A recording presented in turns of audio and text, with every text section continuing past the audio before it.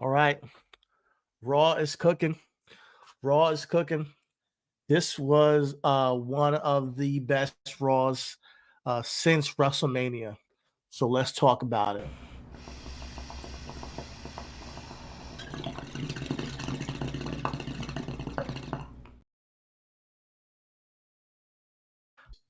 This is your boy Chidi Bang with Raw Takes. Thank you for listening. Thank you for joining me here. As I mentioned, this is one of the best Raws I've seen since WrestleMania. From top to bottom, we got Money in the Bank. So we got short, time from here till Money in the Bank to build towards it. But they got a lot in tonight. Let's talk about the cliffhanger, man. What we've been talking about, the QR codes, all types of stuff been happening with the speculation of Uncle Howdy, Wyatt Six, all this type of stuff, and with the countdown last week, I was like, all right, so they're gonna be arriving on Raw next week. So we watch Raw, down to the last 5 minutes of the show. I'm like, all right, come on, give me something here, give me something. I thought they're going to interfere maybe in the main event. They didn't. We got a clean main event, and I'll talk about that in a moment. But we have to give the production team some props, man. They know how to string you along to the last minute and hit you with the final caption, the final moment. There was a couple of good shots tonight that I gotta talk about, but the final shot of or the shot of the going up the ramp and hearing the ominous breakdown of the studio light and everything like that. And we all know, when Bray returned, the door with the light on it, the shining light behind it. I thought, seeing that again was a bit can't put it into words, man. All I wanted to see was like Bray come through those doors, man. But I still enjoyed what they offered me. So you see um a woman crawl out, and I think it's Nikki Cross, wearing the mask, and she crawls over to the lantern, and then she points to the back, and the camera follows the light, goes behind the door and through Gorilla, and you just see mayhem, carnage, blood on security officers, and then you see, um, you know, uh, the rabbit, and you see the vulture, you see the pig, but they're like different versions of what we saw in the fun house. They're not as animated per se. They're like more, I don't know, creepy. I don't know, but they are the accomplices of Uncle Howdy. So we got five of them already together. I'm hoping we get Alexa Bliss back to make it a wide six, but it was incredible the way they shot that. Gorilla was completely in disarray. They clearly took some people out, and then we see Chad Gable with it looked like he was bleeding from the head. And there was a tease about Chad Gable being the one they're going to attack this week. They had a CG in one of the QR codes, and it said that you stop saying thank you. So there was a lot of speculation on, wow, they're going to make Uncle Howdy and Chad Gable the first feud. It looks like that might be where they're going. And I'm not sure how we're going to see, if this is a continuing thing or they're going to keep attacking random people. But to finally present Uncle Howdy, I'm excited to see where this goes. Being that I'm a huge Bray Wyatt fan, huge fan of The Fiend, and the cult leader, all that stuff he did, what Wyndham gave to the business. I definitely will be looking at this very, very with some screw. I don't want to be too scrutinize it too much or too critical of this. I want to make it its own thing, but I can't see the door. I can't see all the creations of that came from Wyndham's mind of the rabbit and the buzzards and the door and the lantern and not think of him. So that's going to be the challenge of not thinking of Bray when I watch this act. And how is this act going to elevate or not even elevate, be different or its own thing to what Wyndham Bray Wyatt provided as a dark entity in the WWE. So I wanted them to be on a separate division roster. I wanted them to be on SmackDown because I think it could have been really good to see them uh, use Cody Rhodes, as a foil, or as a good guy they're trying to corrupt. But I'm down to see what they have in store because as much as I could book it myself, I gotta trust and see where WWE takes me because a lot of the time lately they've been impressing me. Speaking of impressing me or shocking me, um, Damian Priest. Obviously, we saw him compete last Saturday in Scotland against Drew McIntyre and pull out the victory due to CM Punk's interference. With him getting caught up in the ropes and hanging from his ankle, I thought, man, that looked nasty. I hope that he was healthy. Looks like he is. Good, that's great. But I was like, okay, where does Damian Priest go from here? I thought that maybe Money in the Bank will hold him off until SummerSlam where he faces Gunther, and at Money in the Bank we won't have a World Heavyweight Championship match. But no, as soon as Raw starts, Burn It Down hits and Seth Rollins arrives and he's back. And honestly, I missed the guy.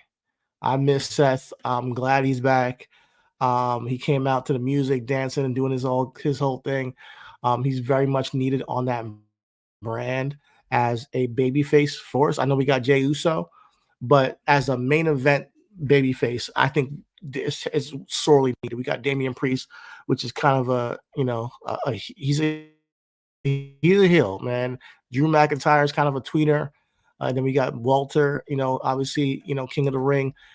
It seemed like it was very heavy, top heavy on the heels on Raw over the past couple of months. So bringing Seth back kind of, gives somebody we can root for, like unapologetically, that outside of Jey Uso, who's not really main event, as much as we say main event, he's in the main event of Raw, but talking about he's not a champion, a world heavyweight champion.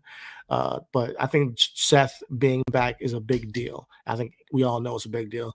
And he came out, he talked about how he was trying to qualify for the Money in the Bank. So what I do like about this is that Seth wasn't trying to just jump to the front of the line. He came back. He said, "Listen, it's Monday Night Rollins, and I'm willing to qualify for the Money in the Bank and go for the come." He came back for one thing and to win his championship back, but he's gonna go after the Money in the Bank briefcase.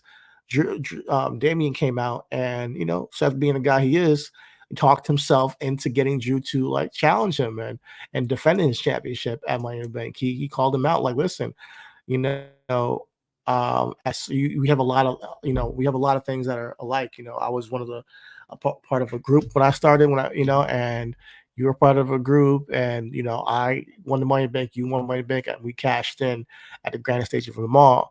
But the difference between me and you is that at some point I grew a set. At some point, I made it known that I had to walk on my own as a man, and he hasn't done that. So that obviously hit Drew, not Drew or Damien. I'll keep getting mixed up, but hit Damien, and he had to, it was an ego check. So he was like, "Listen, you really think that I can't beat you myself? I'll face you. Fine, I'll face you. If you want me to prove it to you, because he wanted to cash in on Seth originally, then how about you face me at Money to Bank?" He's like, "I don't need, Judgment Day, just man to man, just me and you." He offered him a championship match. Seth accepted. So here we go. We got Seth versus Drew, Seth versus Damian Priest at Money in the Bank already set. So I assume Damian Priest is somewhat healthy or going to be healthy, because that spot could have man, it could have been bad. Like how that guy with that size, that height, hanging upside down from an ankle could have tore something. He could have broke something. Like, so I'm glad and happy that Damien will be able to compete at Money in the Bank in 2 weeks, and it should be a good match. Him and Seth are gonna probably tear the house down. Uh, um, let's see. Moving forward, let's talk about. I want to kind of talk about the main event. But real quick, I want to talk about Chad Gable. Chad Gable, man, still doing great work. Glad he resigned. But yeah, he is not going to get a rematch for the Intercontinental Championship. He's gonna have to go back of the line. But tonight he lost to Braun Strowman.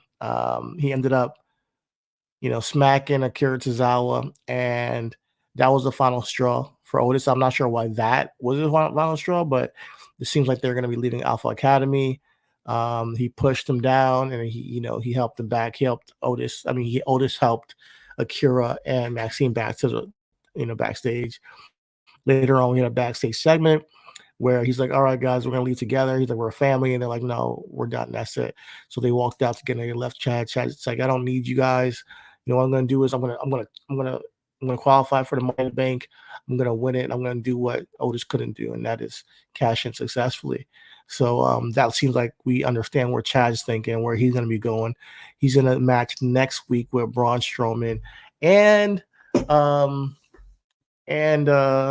Big Dog. Bronson Reed. I like both of these. I like Bronson Reed, but I don't know how this guy Chad Gable is gonna pull this one off. I really don't, especially after he's just been attacked by, he's pretty clearly in the crosshairs of Uncle Howdy, and I don't know what to call the group. Is it the Wyatt 5 or 6? I'm not sure what it is, but he's clearly in the crosshairs of Uncle Howdy and them boys. So we'll see how that turns out next week. I would love to see Chad Gable in the Money in the Bank, but we shall see. I also think Money in the Bank sometimes need a big man presence. So a Braun Strowman or a Bronson Reed, I'm not opposed to seeing them in that match as well. Um, what else? Io Sky, Kiana James, and Zelina Vega competed in a qualifying match for the Money in the Bank. Like I said, this was a really good show for Raw. Everything kind of had some stakes. Everything kind of mattered, and all the matches were good. And this match was another one that was good. Io Sky pulled out the victory. I'm a huge fan of Io, wearing Dominic's vest no less, and distracted Vega. We got Keanu Jordan got hit with the code breaker, and Io Sky's moonsault over the moonsault, and Io Sky got the victory. So I think we were building towards a Liv Morgan and Zelina Vega match, probably at Money in the Bank. Obviously, we know how it's going to turn out, but it's going to be good to give Zelina another crack at it. It's been a minute since she's had a championship match. Let's see. So let's talk about the IC Championship, which is one of my favorite segments of the night, because typically WWE does not do these segments for the Intercontinental Championship. You know what I'm talking about. If you guys know, there's a certain type of trope where the champion comes out, they're having their promo, they're talking about being champion, and we need another challenger. And then one guy's music hits, he comes down, he challenges it. In the middle of their promo, another guy's music hits comes out, and they got guys saying, "No, I should be champion. No, I need a championship match." And then the champion's like, "All right, how about we have a number one contendership match?" Like, that's what usually happens. But typically those were reserved for the World Heavyweight Championship, the Universal Championship, the WWE title. We haven't seen them give the mid-card title so much shine in so long. Now, Gunther has done so much for the Intercontinental Championship, and then for them to go from Gunther's reign to Sammy's reign and to now keep it going, like, it hasn't lost steam to me. Sammy being champion has not lost steam with the Intercontinental Championship. He's kept it going. The storylines have been good. And now it's continuing to be good with Braun Breaker being that first guy who came out to challenge Sam. He's like, "Listen, I don't got to say much. You think you know why I'm here. I'm here to take that championship from you." Then Sheamus comes out, and we all know Sheamus's history with trying to obtain the Intercontinental Championship and trying to become a Grand Slam champion. So once I saw this, I'm like, okay, Sammy, Sheamus, Braun Breaker, I like what I see here. If this is where we're going with the IC Championship, as much as I love my guy Chad Gable, I'm on board with this. And it looks like with Braun Breaker, you know, they're simmering him. They're really getting him over in a great way. He's just destroying guys every single week. And man, this segment led to a match between him and Sheamus for a number one contendership match. It was interrupted by Ludwig Kaiser, who came to attack Sheamus. But during the match itself, though, Braun Breaker was kind of bodying Sheamus, man. Like he was kicking his ass, like real talk.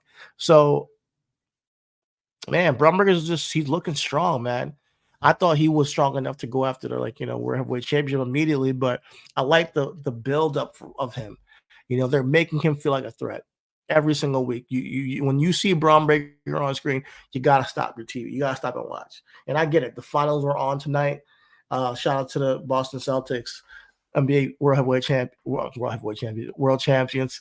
But when you turn your TV to Raw and you see a Braun Breaker on your screen and he's about to spear the living daylights out of somebody, you stop and watch for a little bit, and destruction is going to happen.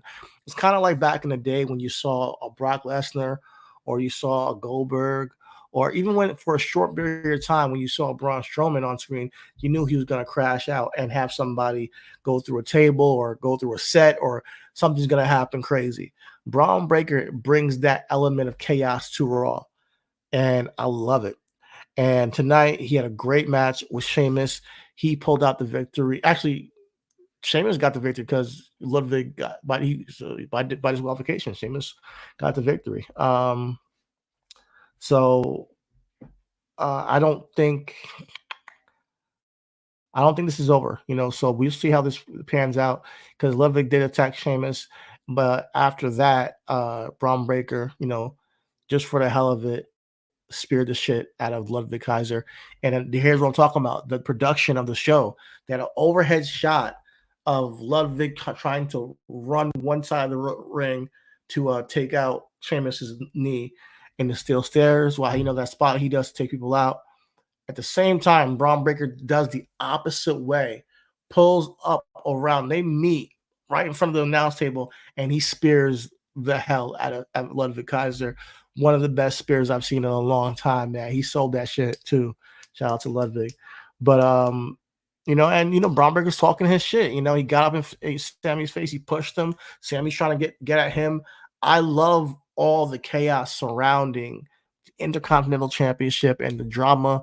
And Sammy is such a good babyface and just such a good representative of somebody you want to cheer for and root. So when you put a guy like a badass like Braun Breaker in the ring with him, you still want to root Sammy, but Sammy might have his plate full, with Braun. So if this is where we're going, Braun Breaker versus Sami Zayn, Intercontinental Championship on the line, I'm on board 100%. And this, I know I sound like a broken record, but they did so many good things, so many good choices tonight on Raw. Like I said, this is one of the best episodes of Raw since WrestleMania. I feel like we're heating up, man. It feels like we're heating up again, man. I really am excited. Anything else I gotta really touch on? So Jey Uso beat Finn Balor and Rey Mysterio in the main event, and probably the match of the night. Like, go back and check it out. Low key, this match, triple threat, was fire. The finish was ill. Finn hit the coup de grace, went to pin Rey Mysterio, and Jay hit him with the Uso splash to pin him. So Jay will be in Money in the Bank. He's the first qualifier for the men Money in the Bank. Io's the first qualifier for the women. And it looks like they're, just going to be having triple threats until, Money in the Bank to see who's the final competitors. So, yeah, man, I'm really excited to see how things move forward. I know, Liv was out up to her antics tonight, trying to, get that Dominic. There wasn't a dull moment, Carlito and Dragon Lee was a good match. It was a match tonight they had. Yeah, man, that's all I got for you guys, man. I just am excited to see where things go because now that we're at Money in the Bank, we're getting closer and closer to SummerSlam, and SummerSlam is going to be big. It's going to be big. So I feel like the energy is kind of ramping up from that, WrestleMania hangover. We're kind of waking up now, and I'm all on board for it. Even you want to even go to Smack, even though SmackDown needs a little defibrillator a little bit to me. I like what they're doing with Carmelo, like what they're doing with the tag teams on there, and Cody, getting jumped by the Bloodline on Saturday. Now we clearly going to have some a different direction with that. Chris says the Wyatt Six is the best thing in all wrestling. Well, I would say it's only five of them right now, so we don't know what's going on with that. We don't know if there's six of them. Best thing in wrestling? Oh yeah, I didn't even touch on Drew. That's the best thing in wrestling, actually. Drew McIntyre. Drew fucking McIntyre is going to he came out there and just flat out quit. That's to me the best thing in wrestling. Drew McIntyre and CM Punk has such an organic build. Since CM Punk returned till now, I'm really satisfied with that. But he says he got so much love for Taylor. I do too, brother. I do. And then he says Bray was six. I don't think Bray Wyatt is the sixth member. I think that the sixth member will be Alexa Bliss whenever she returns. And we all, if you know this, back in the day, Alexa Bliss and Nikki Cross were tag team champions. So I think that they can be a great tag team, a dark tag team now. So I think that's what I want to see. If we're doing the Y6, let's let it. We're not going to just make this ethereal Bray, the sixth member. Let's make it a real person. And if we're going to call them the Y6 on TV, and I think Alexa Bliss, I know she's a mommy now, but if she ever returns from her leave, maybe she wants to bring that character back. Ryan Morgan says, I see Karrion, Chad, Seth Gunther, Ludwig, Braun, and Mello. There was a guy with blonde man bun. I don't know who it was. I seen Chad, Seth, Karrion, Chad, Braun. Can you repeat? Can you explain that further, Ryan? Because I'm not sure where we're getting at. Where'd you see the guy with the blonde bun? And Karrion, Chad, Seth, Gunther, Ludwig, Braun, Miller. Are these your guys that you're looking forward to? Over the next couple months, just let me know what you mean with that. But yeah, man, I'm really excited. I'm really excited. If you guys can tell, like I think that things can from here to SummerSlam and beyond really elevate. That moment with Taylor and Uncle Howdy, it felt great to see. But I can keep saying, man, can't help but remember my guy Bray. And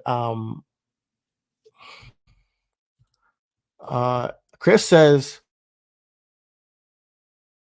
was that the guys laid out? Maybe. Was Mello laid out? Mello was backstage too? Okay, so maybe that's what we're talking about. We're talking about the guys who were probably laid out from Uncle Howdy and the crew. Man, I gotta go back and watch it.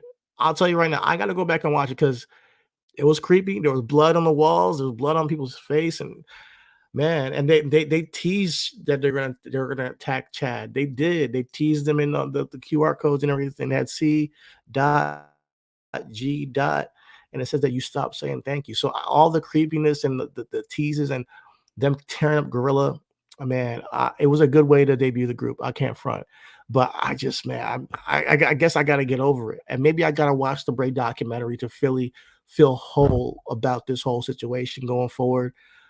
But man, it's exciting nonetheless.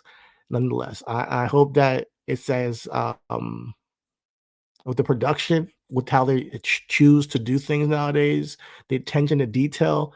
I just wish we still had Wyndham and Bray's mind because I think him and Triple H would have found a way to like bring everything together so perfectly. But I'm not going to act like this is not have extreme potential in its own right.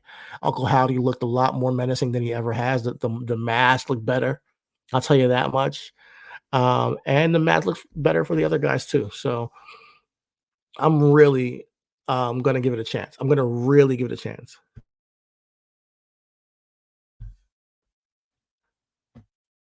Chris says, "If I die, you better live on my vision as if I'm here." Okay, I will try my best to honor my brother, man. I just, I ain't signing no blood oaths or blood pacts right now, but yeah, man, I'm gonna, I live in your brother thing, and I gotta respect it. I gotta respect what Taylor's doing. I gotta respect what Bo Dallas is doing, and honoring his brother in this manner, and the fans want it too. Like I'm a fan, and I remember watching all the Taylor's videos on YouTube. Like, yo, something's going on. He's not devoid of being able to create the way that his brother did. I just, man, every time I see when I see the door, the silhouette, the shining light, I think of Wyndham. So it's tough for me. I'm going to try to get over it as we continue to see Uncle Howdy and give it its own room to breathe because it deserves that. It does. And I'm going to try to judge it as the weeks go on for what it is. But tonight was a great start. I got to be honest with you. I've never seen Gorilla look like that, you know? And I like them peering us into Gorilla, even with the Drew McIntyre quitting and Triple H like talking to him, he's getting the camera out the way. Like that's really making it feel like a really lived in environment. So Raw is cooking right now. Raw is cooking. Gotta hand it to them, man. One of the best shows since WrestleMania. They're really gearing up right now towards Money in the Bank and then beyond SummerSlam. I think this summer is going to be dope. I think we're really in for a really good summer. Understood. He has his aura and is bigger than whatever someone else is doing. Bray was one of one. Absolutely, man. Rest in peace, man. I still not over it, man. He was my favorite. He was your favorite. He was our favorite wrestler. And we just lost him too soon. So I'm gonna try to. I can't. It's hard to see what we see and then not think of him. But I'm gonna try my best. Braun is my new favorite wrestler. Braun is crazy. Braun's cooking right now. Braun is just walking destruction, walking chaos every week to Raw, and that's why I want him on SmackDown because SmackDown needs that. But I'm loving it regardless. Braun and Sami Zayn is gonna be epic. I really can't wait for that. Um, I really can't wait. I'm loving it. And the IC Championship division is hot. The women's division is hot with Liv holding it down. Obviously, you got Seth and Damian Priest. That's going to be as hot. We also got a blood feud in CM Punk and Drew McIntyre. They're cooking. Then you got Jey Uso, one of the biggest baby faces, going into Money in the Bank. If he wins it, it's going to be a big moment for him. But I kind of, we'll see. We'll see how things plan out. But I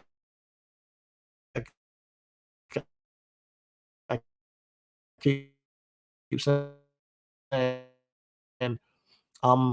got something for you. If you're a true wrestling fan, there's something for you. So we are being spoiled. All right. Chris says SmackDown about to heat up. Don't you worry. I pray it does, man. You got Cody getting jumped by the bloodline on this past Saturday at Clash of the Castle. I want to see where they're going with this. I want to see if Randy Orton's gonna RKO Cody out of nowhere. What's gonna happen? Going towards WrestleMania, going towards SummerSlam. I think that we got to see something. Is Roman coming back now? Like we got Seth now. Is Roman coming back? I don't know. Like there's so many things that could potentially happen. To be honest with you, also, I'm a guy who still sees Brock Lesnar coming back. I still waiting for him to come back.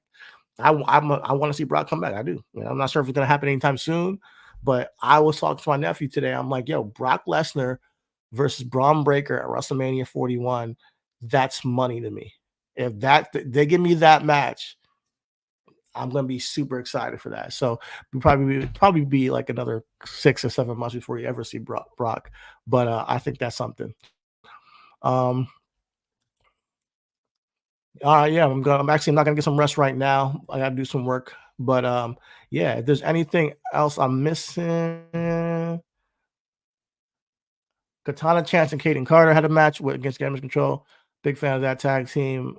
They're doing good. But yeah, I think we touched on everything else. Rey Mysterio's still a legend. Rey Mysterio he's going off on that triple threat. So the dude at his age, man, just respect to Ray.